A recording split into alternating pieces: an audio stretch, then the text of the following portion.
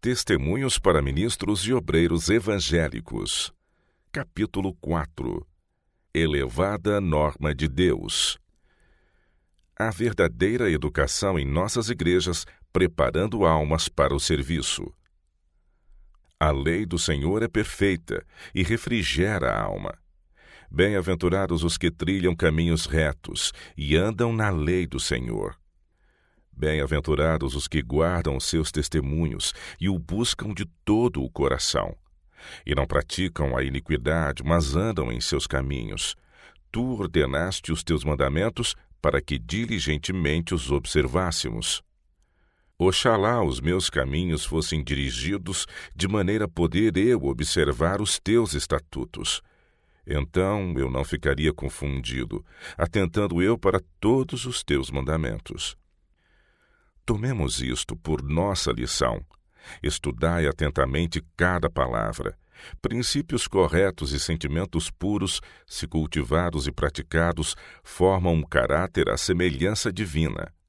Uma consciência livre de ofensa para com Deus e o homem, um coração que sente a mais terna simpatia para com os seres humanos, especialmente para que possam ser ganhos para Cristo, terá os atributos que Cristo possuía.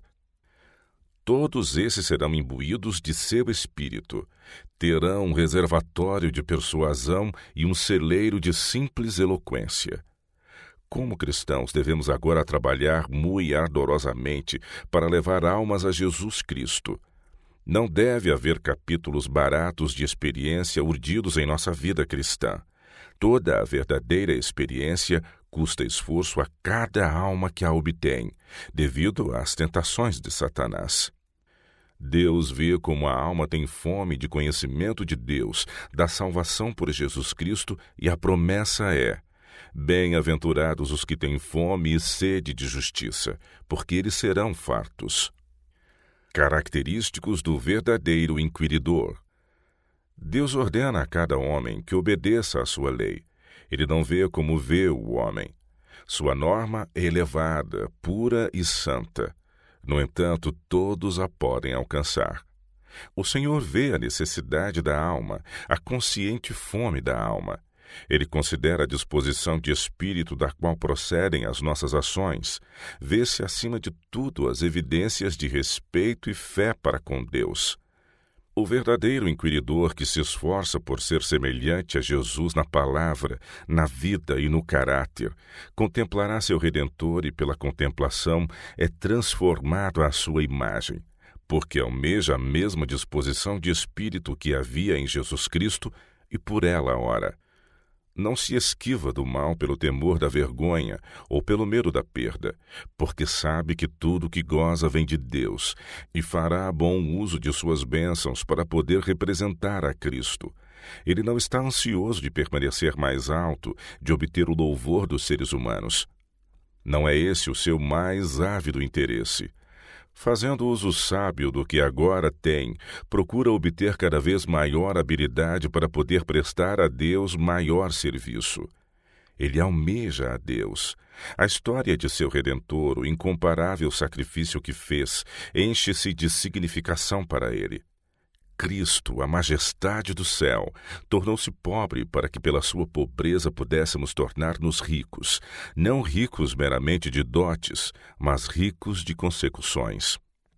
Essas são as riquezas que Cristo deseja ardentemente que seus seguidores possuam. Ao ler o verdadeiro inquiridor da verdade a palavra e abrir a mente para recebê-la, almeja a verdade de todo o coração. O amor, a piedade, a ternura, a cortesia, a delicadeza cristã, que serão os elementos nas mansões celestiais que Cristo foi preparar para os que o amam, apossam-se de sua alma. Seu propósito é firme, está determinado a permanecer do lado da justiça. A verdade achou caminho para o coração e ali está implantada pelo Espírito Santo, que é a verdade. Quando a verdade se apossa do coração, dá ao homem segura evidência disso, tornando-se um mordomo da graça de Cristo. O coração do verdadeiro cristão está imbuído do verdadeiro amor, da mais ardorosa sede de almas.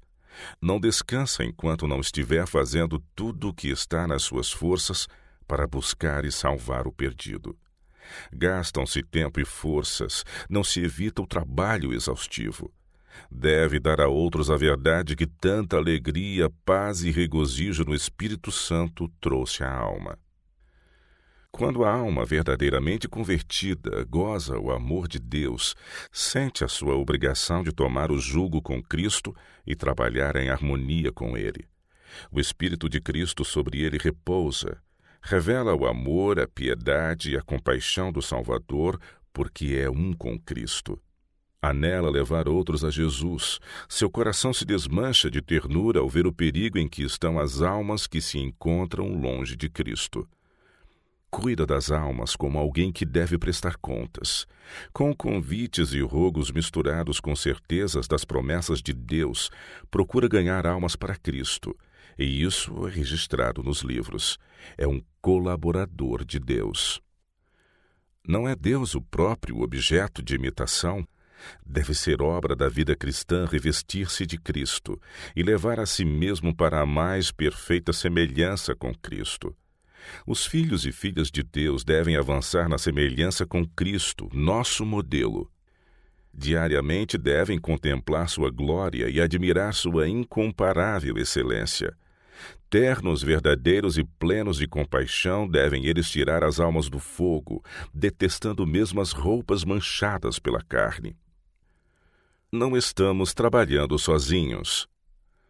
Há um trabalho a ser feito pelo povo de Deus. O que é a verdadeira eloquência na vida humana? É um coração cheio de sentimentos puros, a veneração por todos os mandamentos de Deus. Mas não se tem feito trabalho fervoroso. Tem-se realizado certa rotina de deveres, mas isto não basta. Saí do canal comum. Se não puderdes alcançar os membros das igrejas, não fiqueis desanimados. Levai o trabalho aos caminhos, e se a justiça própria daqueles por quem trabalhais não for penetrada pelo fermento da verdade, saí da rotina usual para os valados, e aí fazei vosso trabalho missionário. Deus não vos deixará trabalhar sozinhos. Desde a proclamação da mensagem do terceiro anjo, têm os anjos de Deus esperado para cooperar com o agente humano que está zeloso e determinado a trabalhar.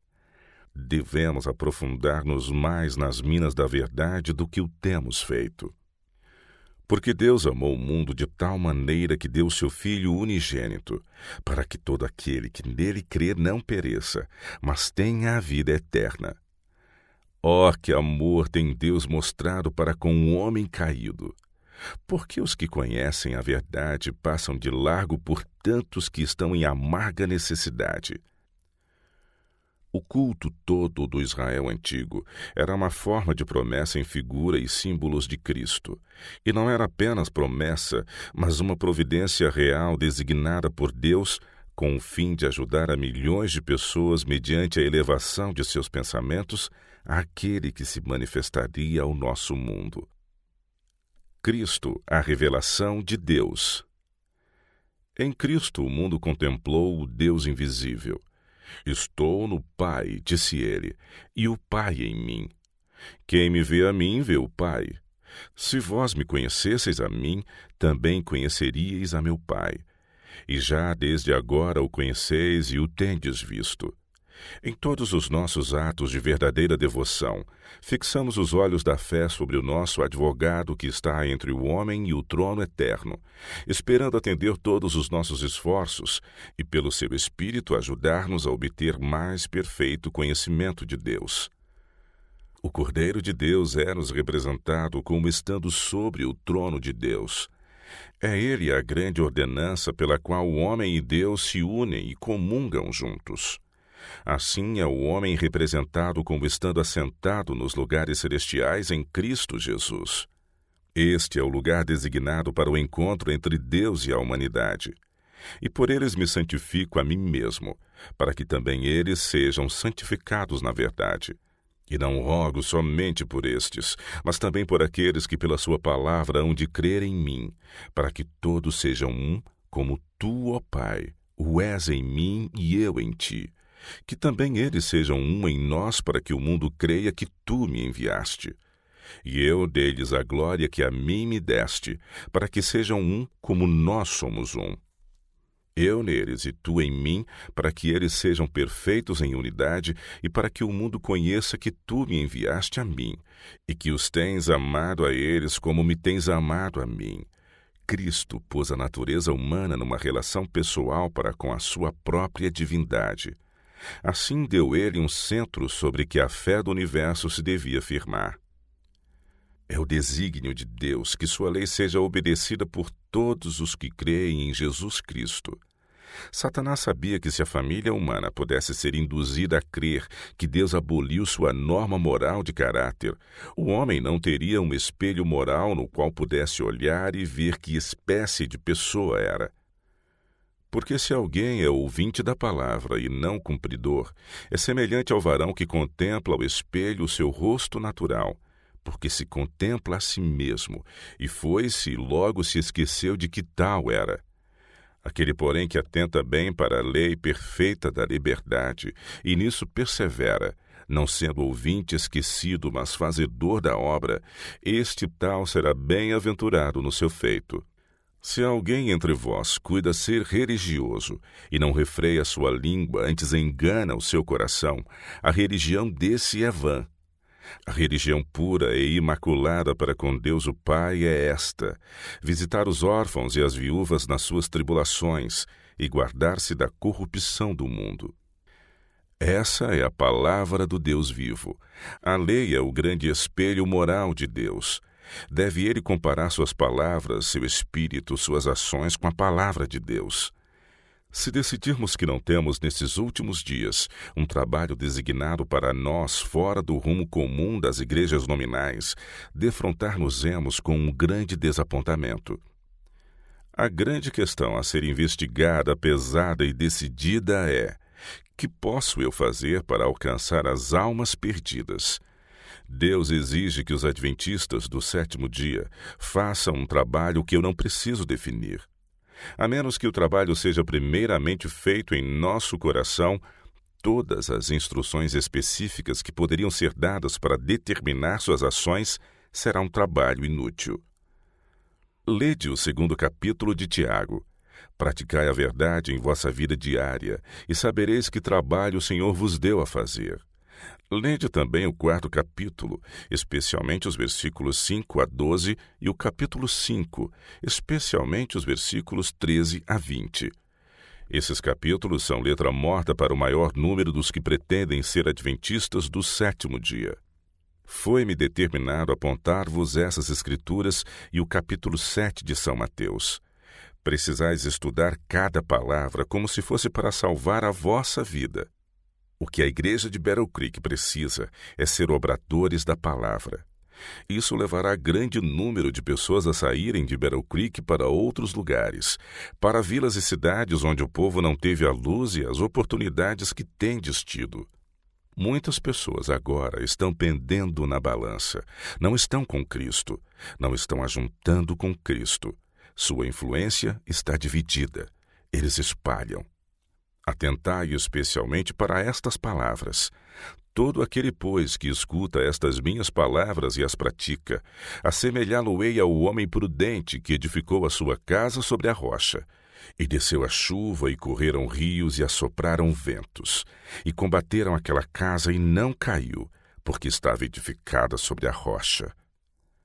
E aquele que ouve estas minhas palavras e as não cumpre, compará-lo-ei a um homem insensato, que edificou a sua casa sobre a areia, e desceu a chuva, e correram rios, e assopraram ventos, e combateram aquela casa, e caiu, e foi grande a sua queda. Muitas casas que agora a gente supõe estarem seguras cairão.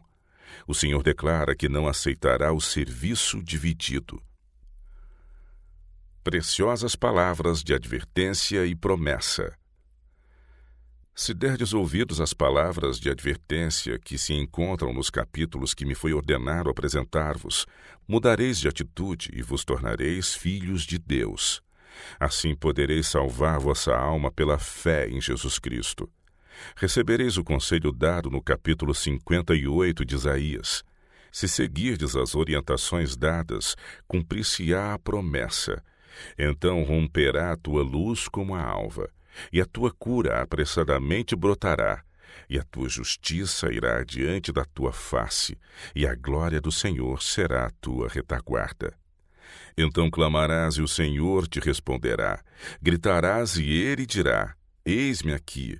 Se tirares do meio de ti o jugo, o estender do dedo, o falar vaidade, se abrires a tua alma ao faminto e fartares a alma aflita, então a tua luz nascerá nas trevas e a tua escuridão será como o meio-dia. E o Senhor te guiará continuamente, e fartará a tua alma em lugares secos, e fortificará os teus ossos, e serás como um jardim regado, e como um manancial cujas águas nunca faltam. Empreendei o trabalho que vos foi designado.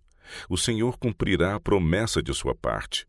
Esses escritos inspirados nunca vos teriam sido dados se o Senhor não tivesse tido confiança em que poderíeis fazer tudo o que ele exige.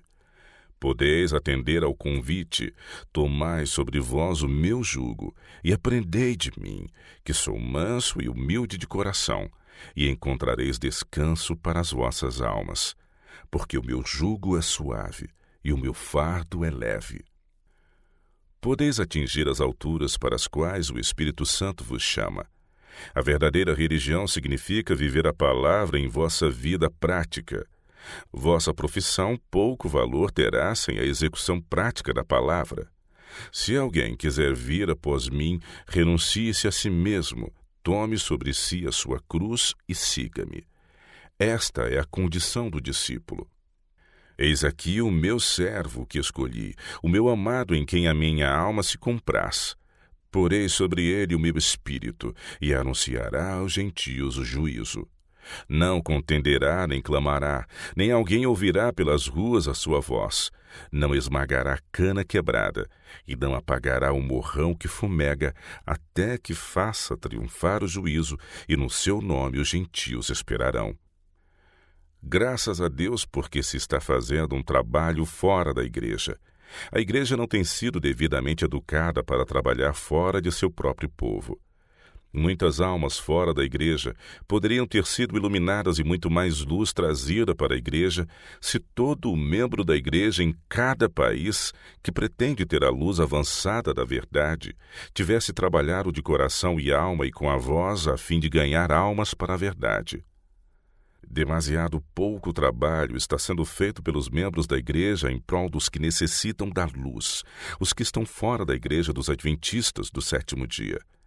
O Senhor declara: não esmagará cana quebrada, e não apagará o morrão que fumega, até que faça triunfar o juízo, e no seu nome os gentios esperarão. Os que cooperam com Jesus Cristo reconhecerão que todas essas promessas se cumprem em sua própria experiência. O Senhor tem determinado o dever de toda a alma. No juízo, ninguém terá qualquer escusa a apresentar por não cumprir o seu dever. Uma prova mais íntima do discipulado. A prova do discipulado não é exercida tão intimamente como devia ser sobre os que se apresentam para o batismo. Deve-se compreender se os que professam ser convertidos estão simplesmente tomando o nome de adventistas do sétimo dia ou se estão assumindo sua posição ao lado do Senhor para sair do mundo e serem separados e não tocarem em coisa imunda.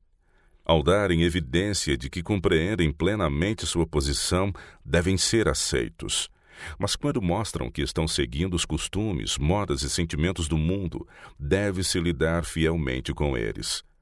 Se não sentem a responsabilidade de mudar seu procedimento, não devem ser conservados como membros da igreja. O Senhor deseja que os que compõem sua igreja sejam despenseiros fiéis e verdadeiros da graça de Cristo. O pecado destes últimos dias recai sobre o professo povo de Deus. Pelo egoísmo, o amor aos prazeres e o amor ao vestuário, negam o Cristo que sua filiação à igreja diz que estão seguindo. Dou graças a Deus porque Jesus Cristo conhece cada impulso do coração do crente. Professam ser filhos de Deus muitos que não seguem a Cristo.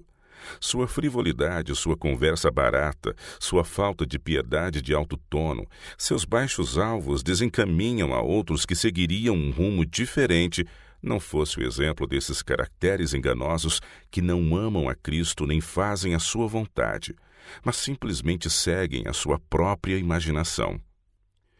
Jesus está familiarizado com todos os corações humildes, mansos e submissos. Estes têm provas e cometem erros, mas se afligem porque ofenderam o Salvador que os amou e por eles morreu. Vão humildemente aos seus pés, ferem as suas batalhas. Com coração manso e humilde, procuram fazer bem aos outros. Procuram levar avante a causa da verdade e com esforço bom e sincero. O Senhor Jesus ama aqueles por quem deu a vida. E quando permitem que suas influências mundanas se interponham entre eles e seu ajudador, quando preferem ídolos a Cristo, quando consideram com indiferença seus apelos à alma humana e não há resposta, Jesus é ofendido. Ele sabe que eles estão enfrentando grande perda, pois são pedras de tropeço para os pecadores. Não estão ajuntando com Cristo, mas separando dele. Mas quando por grande aflição o Espírito de Deus lhes toca o coração e para ele se voltam, ouvir-lhes-á as orações. Cristo sabe a capacidade que deu a cada alma para servi-lo para o seu bem presente e eterno. Ele deseja que estas almas não desapontem. Ele quer que brilhem em seu reino. Os que mais altas honras terão são os que diariamente tomam a sua cruz e seguem a Cristo. Tornar a verdade uma realidade. O Senhor Jesus exige que toda alma torne a verdade uma realidade. Mostrai que credes não estar a metade com Cristo e a metade com o mundo. Dos tais, diz Cristo, oxalá foras frio ou quente, assim porque és morno e não és frio nem quente, vomitar-te-ei da minha boca. Aquele que aprecia o amor de Cristo será fervoroso obreiro de Cristo para levar outros como molhos ao Mestre. Trabalho completo é sempre realizado por todos os que estão ligados com Cristo. Produzem frutos para a sua glória. Mas a indolência, o descuido e a frivolidade separam a alma de Cristo, e Satanás entra para operar a sua vontade no pobre súdito mundano. Temos uma grande verdade, mas pela descuidada indiferença, a verdade tem perdido sua força sobre nós. Satanás tem entrado com suas especiosas tentações e tem afastado de seu guia os professos seguidores de Cristo, classificando-os com as virgens loucas. O Senhor vem e nós precisamos agora ter em nossos vasos e em nossas lâmpadas o óleo da graça. Pergunto, quem estará agora ao lado do Senhor? Antes de Jesus ir embora, prometeu voltar e levar-nos para si mesmo, para que onde eu estiver, disse ele, estejais vós também. Somos estrangeiros e peregrinos neste mundo. Devemos esperar, vigiar, orar e trabalhar. Toda a mente, toda a alma, todo o coração e toda a força foram comprados pelo sangue do Filho de Deus. Não devemos julgar ser nosso dever usar uma roupa de peregrino justamente de tal cor, justamente de tal formato, mas vestes asseadas e modestas que a palavra inspirada nos ensina a dever usar. Se nosso coração estiver unido com o de Cristo, teremos o mais intenso desejo de ser revestidos de sua justiça. Nada será colocado sobre a pessoa para atrair a atenção ou criar controvérsia. Cristianismo. Quantos há que não sabem o que ele é? Não é algo posto no exterior. É uma vida ornada com a vida de Cristo. Significa estarmos usando as vestes da justiça de Cristo. Quanto ao mundo, dirão os cristãos, não nos intrometeremos na política. Dirão decididamente, somos peregrinos e estrangeiros, a nossa cidadania é de cima. Não serão vistos escolhendo companhia para o divertimento. Dirão, deixamos de ser apaixonados por coisas infantis, somos estrangeiros e peregrinos e olhamos para uma cidade que tem fundamento e cujo construtor e autor é Deus. Observância do sábado, o sinal de lealdade. Apelo a todos os que se têm unido numa atitude errada quanto ao princípio para que façam decidida reforma e depois disso andem para sempre humildemente com Deus. O mundo está prestes a ser julgado. Um Deus justo deve vindicar a morte de seu filho. Hoje os homens estão escolhendo a Barrabás e dizendo: crucificai a Cristo. Faloão na pessoa de seus santos, seguirão no mesmo terreno que os sacerdotes e escribas judeus seguiram em seu tratamento para com Cristo. Ele, o Filho de Deus e homem inocente, foi morto por ter dito aos homens verdades que não lhes agradava ouvir. Contudo, era ele o Filho do Deus infinito. Os que hoje desprezam a lei de Jeová, não demonstrando respeito aos seus mandamentos, estão tomando o lado do grande apóstata. Proclamam ao mundo corrompido pelo pecado que a lei de Deus é nula e vã. Os que declaram ser isto verdade enganam o povo e têm virtualmente pregado a lei de Jeová à cruz entre dois ladrões. Que pensamento! Perante os mundos não caídos e o universo celeste, terá o mundo de dar contas ao juiz de toda a terra, ao mesmo que eles condenaram e crucificaram. Que dia de juízo será ele! É o grande dia da vingança de Deus. Cristo não está então no tribunal de Pilatos. Pilatos e Herodes e todos os que dele mofaram, que o açoitaram, rejeitaram e crucificaram, então compreenderão o que significa sentir a ira do Cordeiro. Seus atos aparecerão diante deles em seu verdadeiro caráter. Um terrível engano. Que terrível engano está na mente dos que pensam que o mundo está ficando cada vez melhor. Cristo declara: e como foi nos dias de Noé, assim será também a vinda do Filho do Homem. Porquanto, assim como nos dias anteriores ao dilúvio, comiam, bebiam, casavam e davam-se em casamento, até o dia em que Noé entrou na arca, e não perceberam até que veio o dilúvio e os levou a todos. Assim será também a vinda do Filho do Homem. A tal ponto chegará o mundo ao rejeitar a lei de Deus.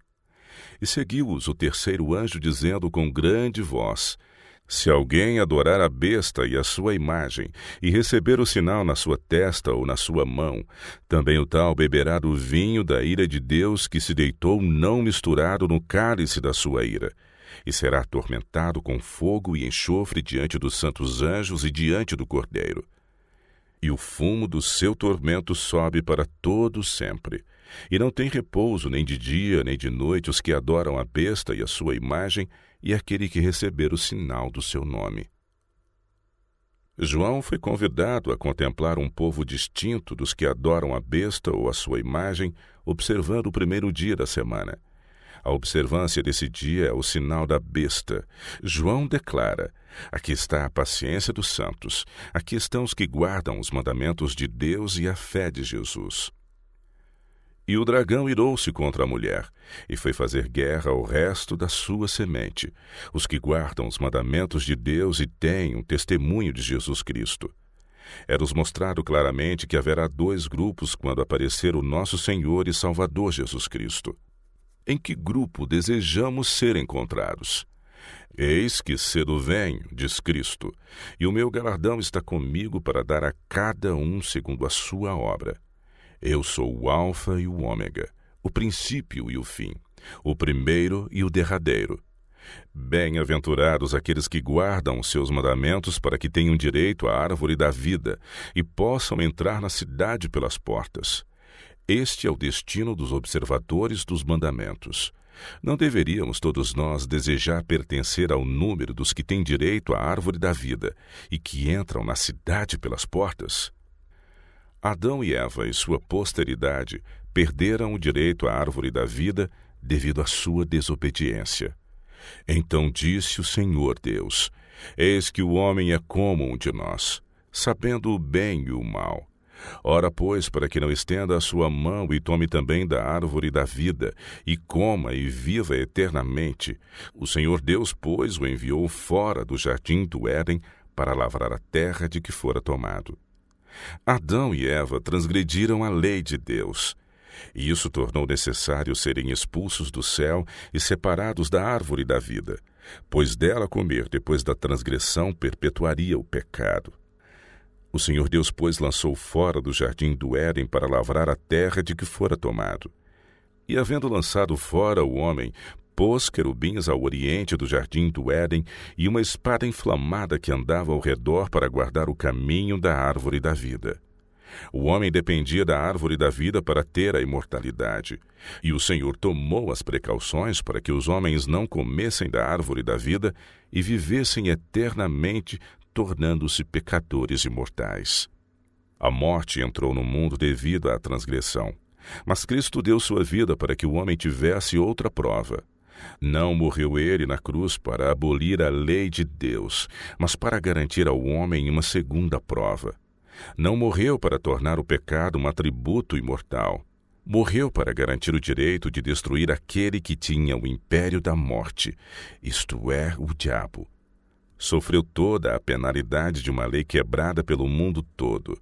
Fê-lo não para que o homem pudesse continuar na transgressão, mas para que eles pudessem voltar à sua lealdade e guardar os mandamentos de Deus e a sua lei como a menina de seus olhos. Um sinal de lealdade.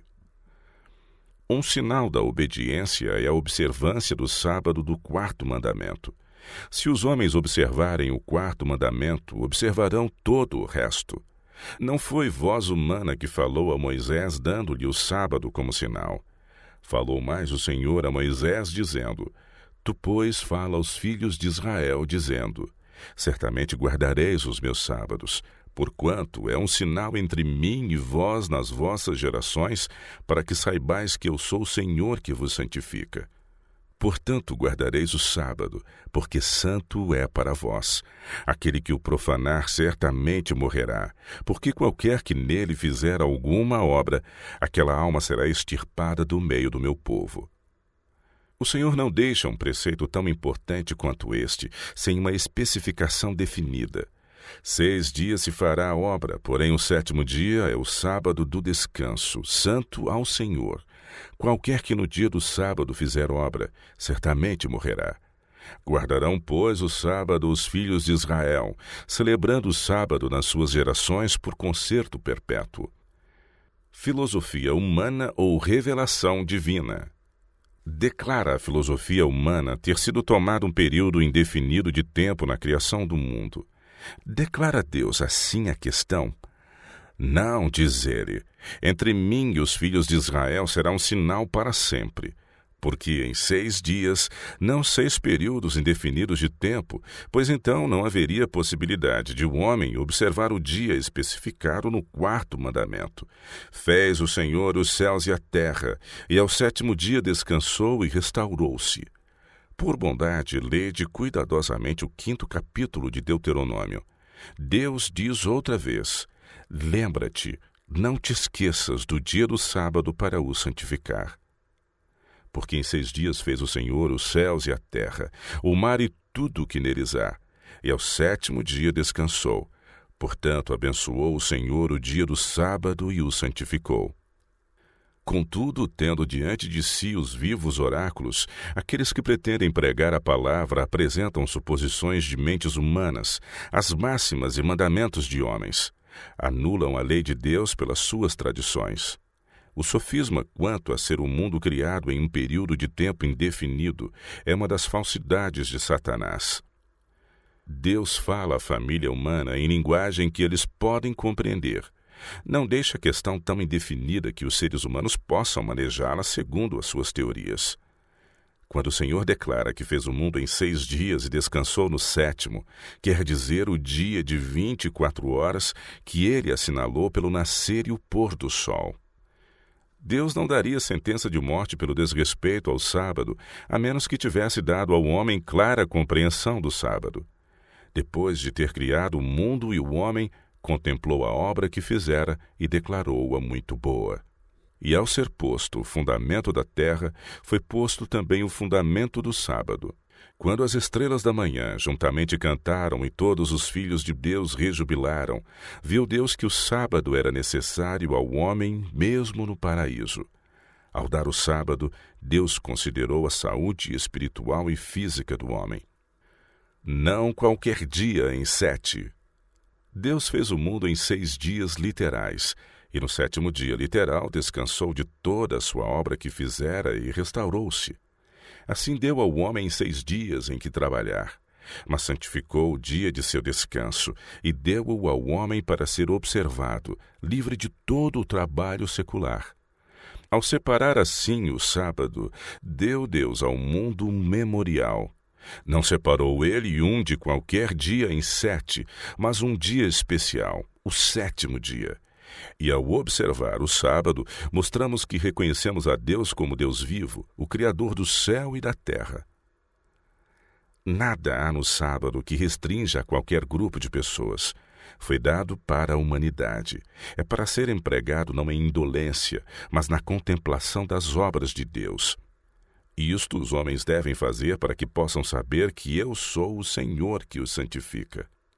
O Senhor fica bem perto do seu povo no dia que ele abençoou e santificou. Os céus manifestam a glória de Deus e o firmamento anuncia a obra de suas mãos. Um dia faz declaração a outro dia e uma noite mostra sabedoria a outra noite. O sábado é o memorial de Deus, apontando ao homem o Criador que fez o mundo e todas as coisas que nele há. Nas eternas montanhas, nas árvores majestosas, em cada botão que desabrochando floresce, tudo nos fala de Deus e de sua glória. Todo o filho leal de Deus procurará conhecer a verdade. João declarou a verdade de maneira tão clara que uma criança pode entender. Se me amardes, guardareis os meus mandamentos. E eu rogarei ao Pai, e ele vos dará outro Consolador, para que fique convosco para sempre. O Espírito de verdade que o mundo não pode receber, porque não o vê nem o conhece. Escolhemos ser contados com os que não podem discernir a verdade, que foram tão cegados pelo poder enganador do inimigo que não veem aquele que é a expressa imagem do Pai. Os seguidores de Cristo são de classe inteiramente diversa, mas vós o conheceis porque habita convosco e estará em vós. Não vos deixarei órfãos, voltarei para vós. Ainda um pouco e o mundo não me verá mais, mas vós me vereis. Porque eu vivo e vós vivereis. Aquele que tem os meus mandamentos e os guarda, esse é o que me ama. E aquele que me ama será amado de meu Pai, e eu o amarei e me manifestarei a ele. Se alguém me ama, guardará a minha palavra, e meu Pai o amará, e viremos para ele e faremos nele morada. Quem me não ama, não guarda as minhas palavras. Ora, a palavra que ouvistes não é minha, mas do Pai que me enviou. A palavra de um ser humano não deve ser recebida e crida sem interrogação. Devemos perguntar primeiro: falam eles em harmonia com a palavra? Recusam um claro assim diz o Senhor por verem que isto envolve uma cruz? De que lado estais? Estamos do lado dos que recusam ser leais a Deus. Estes não têm interesse em conhecer a Deus. Rejeitam o divino Filho de Deus, a personificação de toda a bondade humana. Colocam-se com os que, embora nenhuma falta possa ser apresentada contra Cristo, escolhem em seu lugar um ladrão e um assassino. Isso testifica do gosto moral do mundo. Estaremos do lado do mundo ou ao lado de Cristo, que declarou: eu tenho guardado os mandamentos de meu Pai. A palavra do Senhor permanecerá para sempre. No princípio era o Verbo, e o Verbo estava com Deus, e o Verbo era Deus. E ele estava no princípio com Deus. Todas as coisas foram feitas por ele, e sem ele nada do que foi feito se fez. Nele estava a vida, e a vida era a luz dos homens. E a luz resplandeceu nas trevas, e as trevas não a compreenderam. Estava no mundo, e o mundo foi feito por ele, e o mundo não o conheceu. Veio para o que era seu, e os seus não o receberam. Mas a todos quantos o receberam, deu-lhes o poder de serem feitos filhos de Deus, aos que creem no seu nome, os quais não nasceram do sangue, nem da vontade da carne, nem da vontade do varão, mas de Deus. E o Verbo se fez carne e habitou entre nós, e vimos a sua glória, como a glória do unigênito do Pai, cheio de graça e de verdade. Os que pela fé recebem a Cristo como seu Salvador pessoal não podem estar em harmonia com o mundo. Há duas classes distintas. Uma é leal a Deus, guardando os seus mandamentos, enquanto a outra fala e age como o mundo, pondo de lado a palavra de Deus, que é a verdade, e aceitando as palavras do apóstata, que rejeitou a Jesus. A quem escolhereis? Do lado de quem estamos? O mundo lançou fora a Cristo, os céus o receberam. O homem finito, rejeitou o príncipe da vida. Deus, nosso legislador soberano, recebeu-o nos céus. Deus o tem exaltado. O homem o coroou com uma coroa de espinhos. Deus o tem coroado com uma coroa de real majestade. Todos nós devemos pensar honestamente: quereis que este homem, Cristo Jesus, reine sobre vós ou quereis a Barrabás? A morte de Cristo traz sobre o que rejeita sua misericórdia a ira e os juízos de Deus, sem mistura de misericórdia. Esta é a ira do Cordeiro. Mas a morte de Cristo é a esperança e vida eterna a todos os que o recebem e nele creem. Deus, com toda a certeza, chamará o mundo a juízo para vindicar a morte de seu Filho unigênito, o que esteve ante o tribunal de Pilatos e Herodes, aquele que está agora nas cortes celestiais intercedendo pelo povo que o recusou. Escolheremos o selo do mundo ou escolheremos ser o povo separado, peculiar de Deus?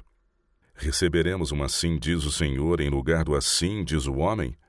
O poder papal, o homem do pecado, afirma que a Igreja Católica Romana mudou a lei de Deus.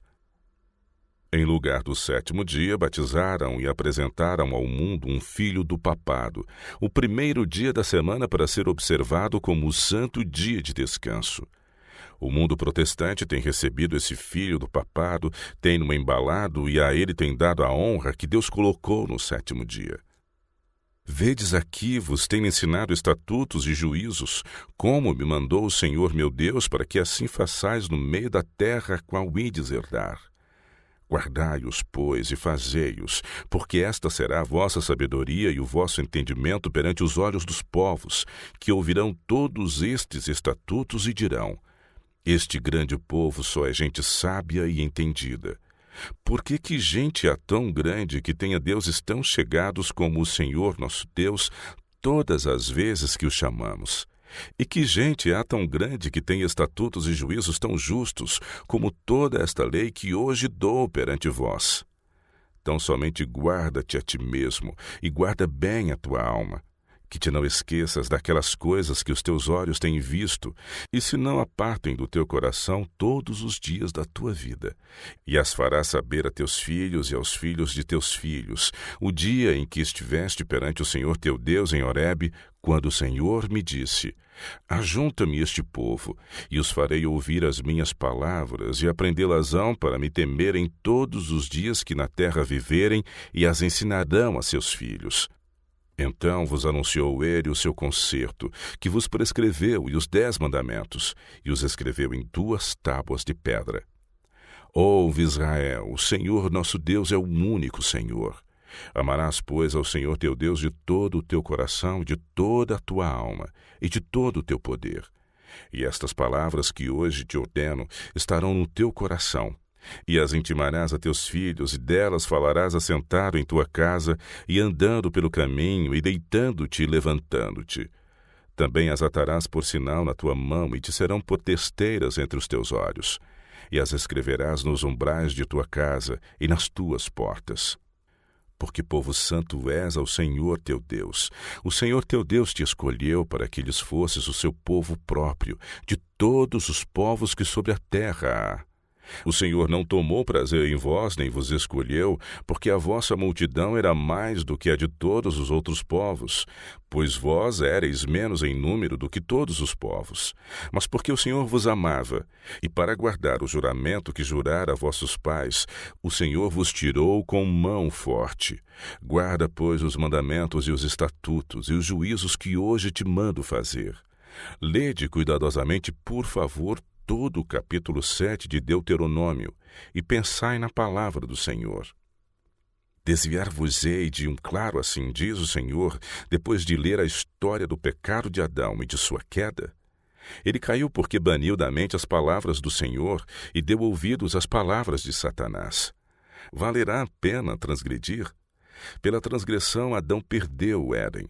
Pela transgressão dos mandamentos de Deus, o homem perderá o céu e uma eternidade de glória. Isto não é história ociosa, mas verdade. Pergunto outra vez, de que lado estás? Se o Senhor é Deus, segui-o, e se Baal, segui-o.